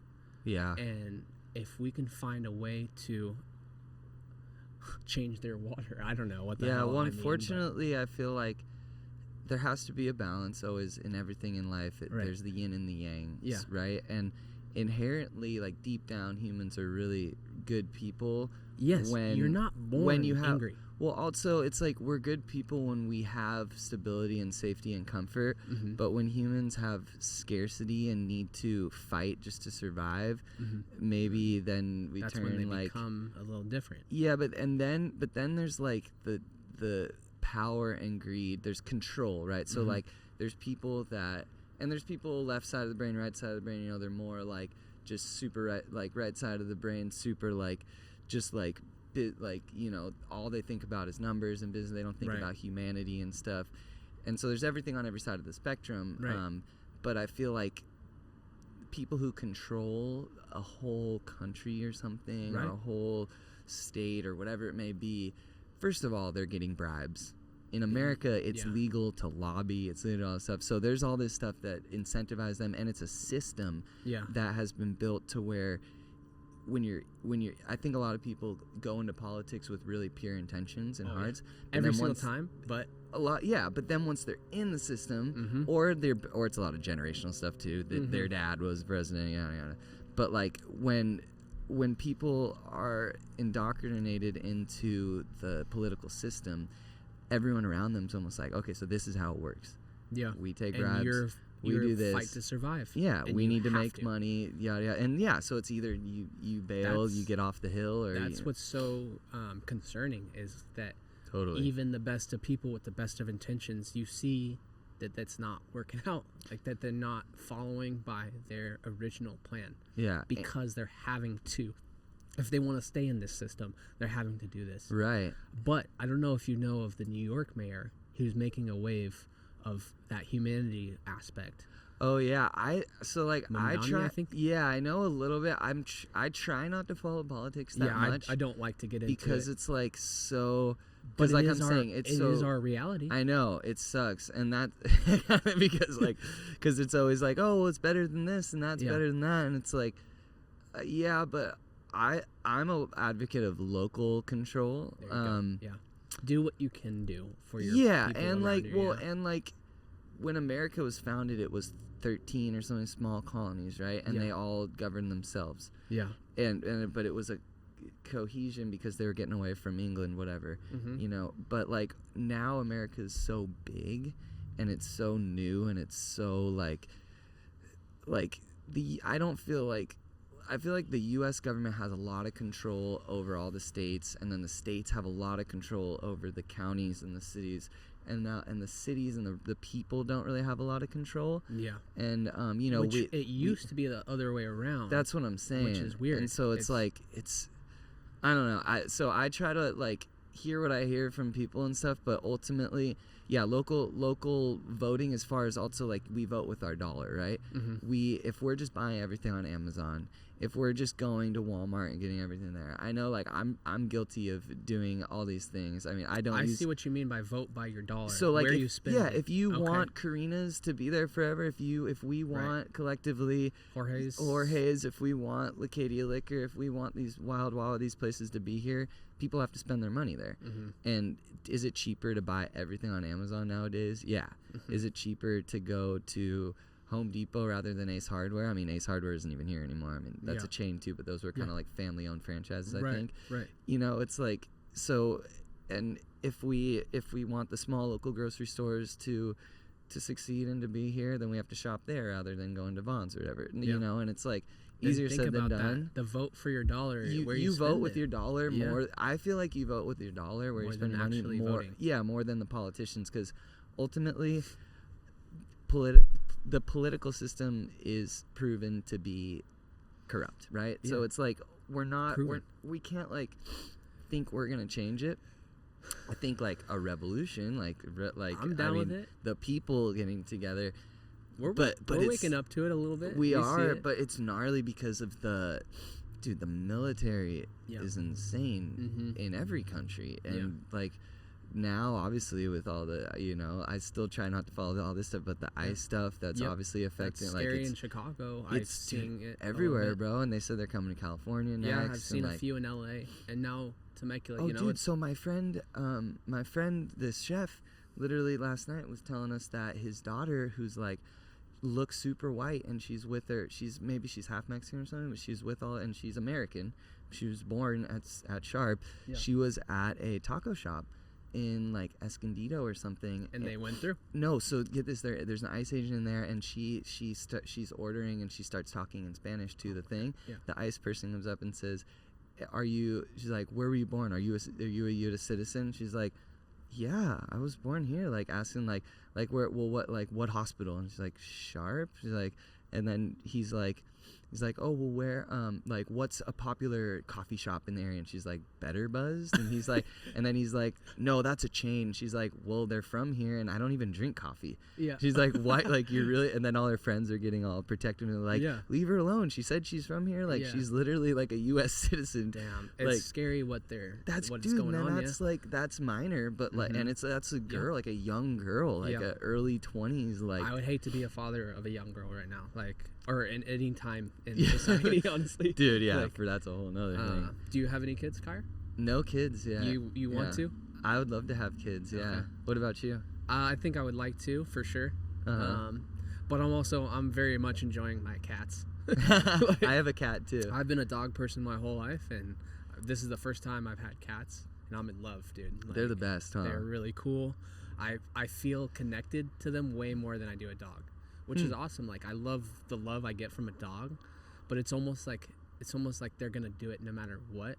Right, cats, you have to earn they it. Reject, and they do both. Like you said, the ebb and flow of life. You don't know the sadness without, or the happiness without the sorrow. Yeah, it's the same with the dogs. Like, they're loving always, but you don't get that like rejection from them. So that's why I like the cats. Like, it's like when they cuddle with you, it's like, oh shit, this is special. I'm not moving. Moving. Like, that like you worked hard for that, and you're only gonna get that for certain times a day, a certain amount of time. So that was really cool to experience, like cats, and the two we have really cool coats, and that's what I wanted to go after. So one's a tortoiseshell. I don't know if you know. They're black have some brown and stuff around. Yeah. And then a Maine Coon, which are. Oh, you have a Maine Coon? Possibly. We haven't had, but he's starting to grow like it. He's young? Yeah. Oh, yeah, they get huge, right? So one of them born July 17th, the other born July 7th, a year after. So they're a year apart. Oh, wow. And so the Maine Coon hasn't even hit his first birthday, but he's already just as big as the other one. So we're thinking he's got some Maine Coon in there. Yeah. And he's just big ball of energy, chaos, but in the best way possible. He's already broken like 2 or 3 things in the house. But yeah, man, so cats are amazing. They really are, and they've been around forever. And they keep rodents down. They're just. I love how such magnificent. Oh yeah, really, they really are good creatures, and I love how some people are say like we domesticated dogs, but cats domesticated themselves. Like, straight up just walked into our houses. They own us, bro. Yeah. They're, like they I think that's how they think, that we're like we're like too. children of theirs. Yeah. And like I love, like, you know, when they clean themselves, and then like if they clean you and stuff, that's like a huge sign of love. It's a huge sign. Yeah. Like, but yeah, I have a black cat. No way, that's amazing. And he's pretty big. He's like 12 pounds. Dude, that's sick. Long, and like, yeah, he's the sweetest boy How long ever. have you had him? Probably like 4 years or so. So it's strong bond now. Yeah, he's the sweetest guy. He's got me through a lot, and that's sick, dude. He's just the best little dude ever. That's amazing. And yeah, and today, so, you know, I live right behind where Captain Keno's was. Right. And they do construction 5 days a week, and it's super freaking loud. My cat does not want to go outside during the day, during the week. Sad. So since it's Sunday today, it's really nice. He gets to be outside. Oh, nice. And yeah, he's he gets scared of the construction. Yeah. And before, when it was first going on, he would literally just be in the closet all day until it was done. But now he can like relax and sleep during, and then like, but on the weekend he finally gets to be himself. It's just constant, like it's still going. Dude, constant. Oh my gosh. Yeah, I mean, it's literally a 2-story parking garage they're building right now. It's just a huge hole. So you get to see the girl. You'll know when it's done. Like. Yeah, the cool part is I get to see how a whole building like this is built you see from the ground up. Like, I ask questions. I'm like, oh, so now what are you doing? Now what are they doing? I'm like, what's that for? Cool. What's this? And it's like I wish it wasn't happening, but at the same time, at least I get to learn something about. Yeah. And then just by building. asking, that's what I love about, like, if you meet the right person, you just ask them about something they've been doing for generations, like if in their family, or how to make a bread or how to make a sauce. It's so interesting to learn. Like that guy you mentioned who owns Captain Keno's, he would walk in to buy some of his stuff from Costco, and that's where I met him. Oh, no way. But he was such a cool guy. Like he's such a unique dude. Totally. Like, yeah, and full of stories. Yeah, and so like you never know, like passing by that kind of guy looks like that, I'm not gonna talk to him, but the second you open your mind to just talking to someone and just seeing their story, it's crazy what everyone, like you said, everybody has a journey they've been on in a story, and unless you open your mind, like you're saying, and like try to talk to them and figure it out, you'll never know. That person passing by could be one of the most interesting people you've ever met. Yeah. And it's fun because we learn as we talk to people, and so might as well just be friendly to everyone. Dude, you know? Yeah, that's what's so crazy is like I said, having a tough time in Temecula. It's like I'm out here trying to make friends, and they're out here trying to make enemies. It's like you're just missing out on opportunities. Right. If we all made friends, we would all be okay. We'd be in Jupiter by now. Yeah. If we were all just friendly to each other and just set aside our differences, it literally is that simple. But this petty ego-ness that we carry, and it's more prevalent in guys, honestly. Of course, like, that's the right brain. Like, we've got to like just not let our emotions like drive us, or our ego or pride drive us in that direction of trying to be one better than the next guy. If we combine and work together, you're gonna build a stronger thing than one guy will. You know? Oh, totally. Strength in numbers, man. It's so crazy. We all have different skills and strong suits, so it's like you said, the 13 colonies from the beginning, it was all about taking over, like the Indians. You know, this is their land. Dude. We're just grateful to be a part. Like I would love to see like the installments of settlements across this coast right here in Leucadia, like what those were like. Oh my gosh, yeah. I would love to see that. I always think about that when hiking, because you know, there's some open land still in the general area, but like I always think, like, I don't know why, but I always think back to the native people who've lived here forever, for thousands, whatever amounts of years, and maybe people before that. Like, you know, there's pretty good evidence that like there's been multiple ice ages, and civilizations have always existed and gotten to a point and then just been wiped out, you know, almost. And then like but like back then, you know, just cruising around, in like the loincloth and bare feet and like that, going and like just hunting. There was like a lot of native animals and they were just catching stuff and fishing. And I bet you it was way better food, bro. Just salt, pepper, and a fresh bison.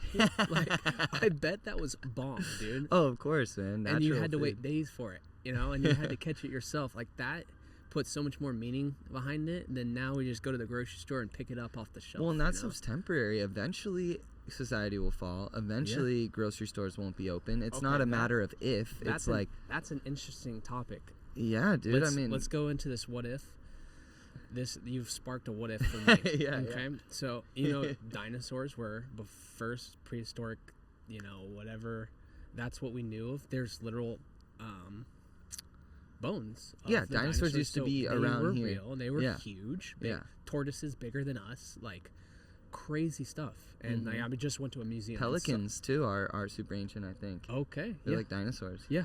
I mean, dude, you can't not tell me, look at a tortoise or a rhino and tell me that's not like ancient as hell. Like the rhino literally has armor. Like it's crazy. And a giant horn. Yeah, like they're definitely like just descendants of. But anyways, okay, back to that. So how we were like dinosaurs were the first creatures, and like you said, how society has fallen and there's multiple ice ages. Dude, what if dinosaurs were just us at the brink of technology and we created the dinosaurs, and that's who took us, like a literal Jurassic Park. What if we actually were to the brink of technology and trying to make the best creature? For some reason, that was the trend of the society or whatever. Yeah, because we try to make everything. What if the dinosaurs were Never thought of that. A thing from humans? Yeah, I wonder if anyone's ever studied that theory, because I mean, that is pretty cool. Crazy theory, but if you think about it, like you said, there's multiple ice ages. What happened before? Well, think about all the stuff so here's the thing. Bones, even a lot of stuff decays after X amount of millions of years, thousands, 100,000s, whatever.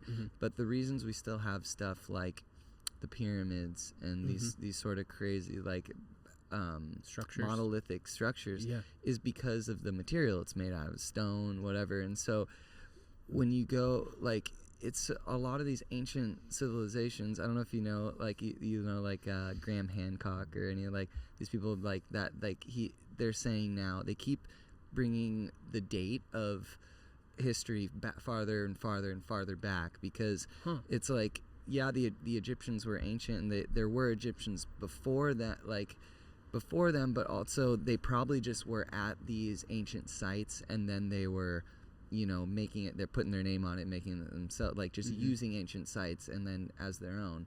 So it's like, it's super interesting. Like history is so much older than we really know it to be. Yeah, and it really is. Yeah, because but our like modern scientists, they don't want to accept a lot of these, and archaeologists, they don't accept this stuff because it disproves all their work and stuff. That's true. But it's crazy, dude. It's like, you know, another theory that just popped into my head. So, you know how the meteor took out the dinosaurs? What if humans are existing elsewhere, and we just, as a human society, are trying to find a new solar system, and we found it, and we crash landed, and this is us now figuring it out, and we actually are from another planet. We actually are aliens. There is, I believe that there is. Could be. That's a theory. That's a pretty well, I think. What if we were theory. The crash? We were the meteor. And well, some of us, right? Like, or like we yes, like we've hybridized. I feel like for me is like, yes, some groups of the like humans came from other planet. And like to escape. Oh yeah, I believe that wholeheartedly. Okay. But also, that's really there was native people here too. There was people that spawned here. However, okay. I don't know. Like it's hard to. It's, you know, it's hard to know. Spawned is a great word. Yeah, I don't even know. Like, who knows until we know the real thing. Yeah. Yeah, like, and what is real? But the beautiful thing is, like, we're here now, and we've gotten to this far in our society, like as far as like technology and this and that, and you know, yes, there's a lot of evil stuff, there's a lot of control, there's dictatorships, there's North Korea, there's some mess of stuff. There's around the us world. right now. But like, think about me and you Yeah. right now, everyone who got to grow up in Southern California in general. where the weather's perfect, there's cool people, there's opportunity, there's good food, there's really good healthcare, like especially us in like Encinitas, because like you say, you even go an hour east and it's like way different. But it's like, I always think every day, because like people love to complain, people love to talk about how fucked the world is, this and that, and it's like, that's all true, but the world's always been messed up, and it will always be messed up. But what we are experiencing ourselves, we can, I feel, amplify to others. We can inspire others, like, because anyone can make whatever they want with their life. I feel like a lot of people who live here and have come here came from nothing. They came from a really poor place, and they just worked really hard and you know, started a roofing business, a framing business, and then now they're living in Encinitas, surfing every day. And their kids you know? are going to SDA. Yeah, it's like everyone gets somewhere in a certain journey. We were just lucky enough to be born here. Yes, we were so lucky. So we are just now, like, kind of recognizing all this that could have been for if we were born somewhere else, like going to even Texas, which is a huge, like, well-known spot. It's so run down everywhere you go. I mean, obviously there's nice spots and nice restaurants and whatever in town, but everywhere is so much more run down than the next, and there's so much more opportunity. Most of America is terrible. It really is. And it's because of, it's a lot of systemic stuff where people are oppressed everywhere, because that is how you control people. That's how you maintain control, right? And power and wealth. And it's being raised here, we're able to look past that, and I feel like break that corridor of being controlled by them almost. Like, yes, okay, I gotta pay my taxes. I'm not gonna get away with that. But allowing you get to enjoy all the benefits of paying taxes too. Allowing ourselves to not be a part of the system, not allowing the systemic part, like you said, to control us, and just, yes, we're part of the system, but like, we can rebel against the system too. Yes, dude, and that's almost like naturally should be happening. Like, right. I feel like if I'm not rebelling, why am I here?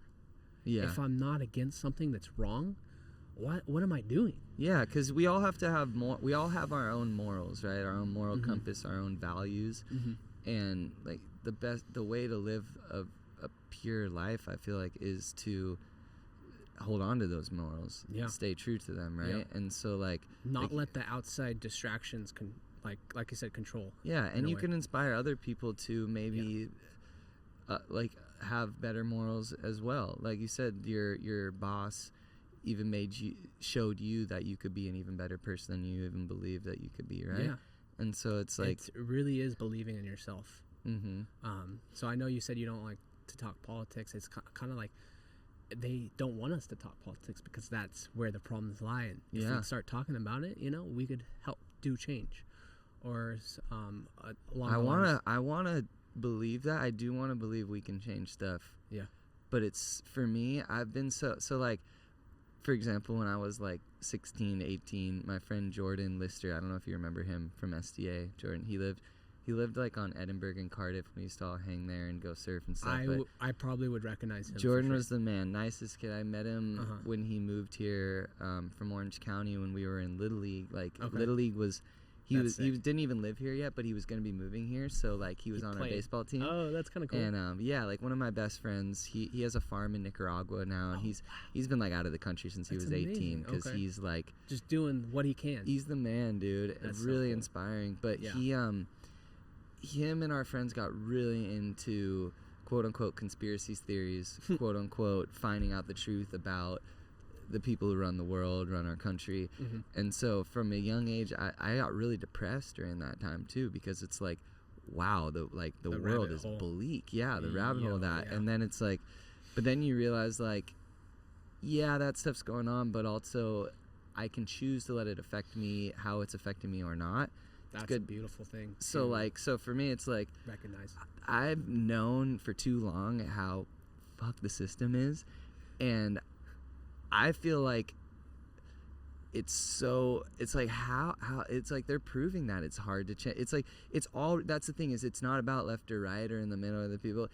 I feel like they're all working together for one greater good, and they're it's like all under what, this left wing, right wing is all under the same it's all bird. one, dude. It's all one thing. They're not like, they're all have the same, like there's a funny South Park where South Park calls it all. dude, South Park is the best. But you remember the one, like Obama and McCain are like part of some heist, like it was so fun. It's so funny. And then they're all in it together, like it's like proven, like it's like it basically is just saying like it doesn't matter left or right, dude. It doesn't matter that I feel like they're not even trying to hide shit anymore. Well, actually they've never tried to hide. So part of this evil agenda of these big secret societies, whatever, is it's in their doctrine that they have to tell the public what they're doing, because they believe, my friend Kevin was telling us something, like they believe in karma, so like they know like they're gonna do messed up stuff, but if they do that through movies, they do that through Hollywood, dude. Like they're all, you know, all these, and Black Mirror, stuff like that. It's like they tell us what they're doing, but they frame it as like a joke, as like a thing. But then like it's like, whoa, that stuff's real, dude. Like dude, that's it's crazy watching like Star Wars. Star Wars is deep, man. Gnarly one.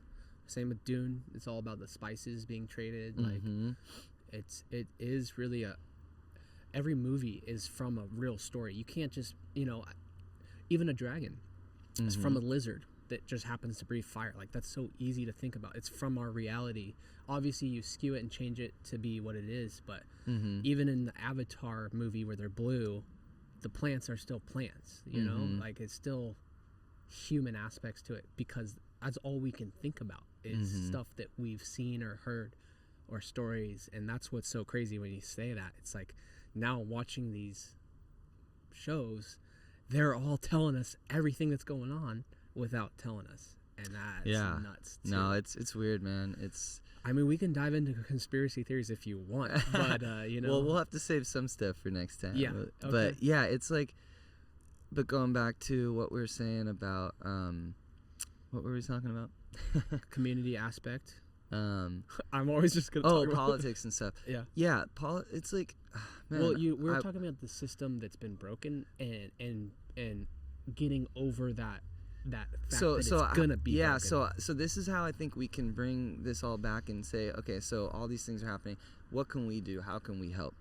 And it comes back to the local community thing that we keep talking about. True, bro. If we can gather as a community, if we can support one another, if we can inform one another, protect one another at the most local level, and then continue to grow start with literally just your local community and the town you live in, and then the region you live in, you know, the county you live in, the thing. So it's like it starts with like your next door neighbor. It starts with your own family, and once you can, you know, really be together and be aligned morally and spread these messages. That's a way to actually find a loophole in the system. If we're all working together and helping each other, we don't even need the system. Yeah, dude, and it comes down to small farms, right? So like, there's a big thing where like we rely on the grocery stores, right? So we need these small local community farms. We need like people who have little yards, even like doing these like gardens that feeds the block. You know, now everyone like supports and they feed like the block, literally. Yeah. And it's like that. So it's the food. It's the. I love that sustainable living. Yeah, sustainable living, man. Because it's like the food, the water, everything. That's like, we need to be clean to have clear heads to be able to know how we're being taken advantage of. You got a little hummingbird. Oh my gosh, so amazing. A little freshy. Honeysuckle, dude. I mean, this Canary Island palm, I think it is, and this is like some sort of fig thing. That's really rad. No, it's my favorite. When I walked in here and I saw this wall, I was like, this is the most beautiful backdrop. We got to put a stage right here. Dude, yeah. Overgrowth on a wall or something man-made is really cool to see. I know, right? Like old castles and brick buildings with the vines up it and stuff. And I love that, because it's like, it's man-made, but nature just takes over because it's can't reminder. Stop it. It's a reminder that nature will take over. Yeah. Coming back to water, it's the most life-bearing thing, but the most destructive thing. That's true. Literally, like the strongest cutting things are water jets. If water just trickles along something, it just millions eat of away years. at everything. Yeah. It just deteriorates. How a freaking canyon Oh, was dude. just from a little stream. Like Crazy, bro. the Grand Canyon was just a little stream. Yeah. It's wild. That's the nuttiest part. Is you're right. It's like over time, it's inevitable. Something's gonna happen. Something's to decay, destruct, and then get reborn. And that's kind of what we do on a daily basis, or try to, is just reborn ourselves into someone who's going to be better the next day. And that's crazy. It's like that's like you said, that symbioticness of life, of the ebb and flow. It's so beautiful and horrible all at the same time. And like, you don't know whether you want to be on the top all the time or on the bottom all the time, and you change your feelings, and it's like you feel angry and you're going to do something you've never done before. It's insanely hard to keep track of yourself. Even then, there's millions of people who are also dealing with the same shit. That's mind-boggling, bro. And it's crazy, like you said, like you have to not let that corruption of systemicness, the systemic corruption, can't let that break you. Yeah. And you have to, like you said, it's easy start to with the local and grow. And that's why it's so awesome. Like at our shop, it's just 4 of us really like hanging out and having a good time, and just making sure everything's running smooth. And like you said, communication, everyone's informed, everyone's talked about, everyone's protected.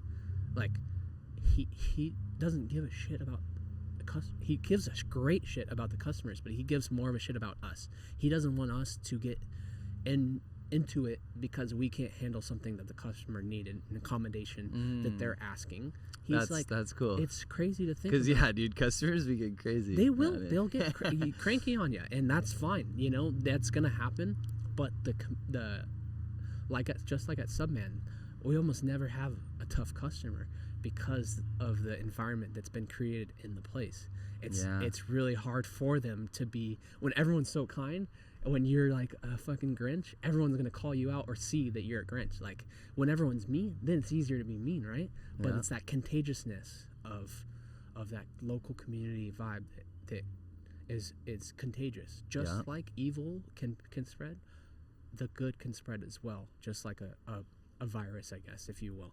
Yeah, and man. So that's really important. Like what you're doing right now is super important. Thanks, dude. Helping that.